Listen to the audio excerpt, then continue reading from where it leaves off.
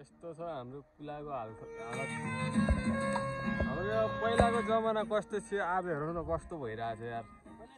यो गाउँको अवस्था हेर, यो पुनेरको अवस्था हेर, यो कुलियाको अवस्था हेर। हाम्रो यो गाउँमा सुसान जस्तो ठाउँ कोही छैन यो गाउँमा।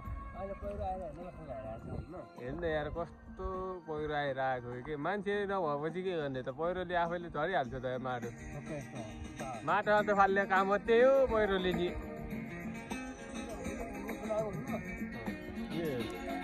मान्छे नपाएर दुईजना मात्र लागि त बनाएको बाटो हो यो गोरेटो बाटो। यस्तो छ हाम्रो गाउँको हालत। काम छैन केही छैन, खालि डुल्या छ हाम्रो कामै यही हो। डुल्ने हो सुल्ने हो हिँड्ने हो काम। गाउँको अवस्था हेर, एकजना मान्छे नभएर यो गाउँमा के लाग्यो हो यो गाउँको। कोहीको नजर लाग्यो हो यो गाउँमाथि कि नजर लागेको क्या हो। हेर यार गाउँ एक जमाना थियो भाइ, गाउँमा मान्छे थियो जम्मै एउटा आगो ताल्दा बस्दा थियौँ। अहिले हेरौँ न गाउँको अवस्था, मान्छे छैन कोही छैन।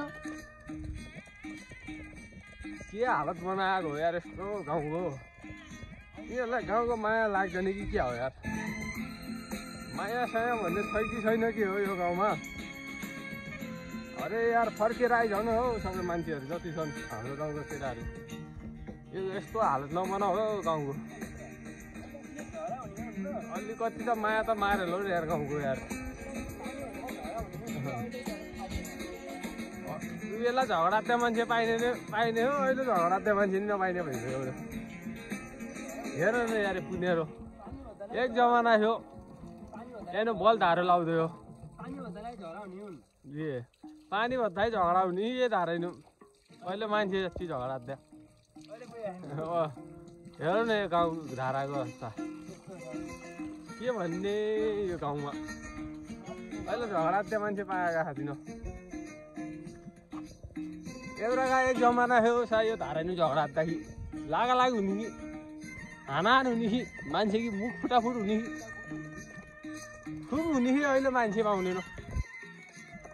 के अवस्था हो यो गाउँको हेर्नु। अब यो गाउँघरको अवस्था देखाउनु पर्ला। यो गाउँको अवस्था हेरौँ कतै दैनौँ यो गाउँको हालत। यो गाउँमा मु नभइने क्या होला त्यो नि त। अरे कठै दैनौँ यो गाउँको हालत।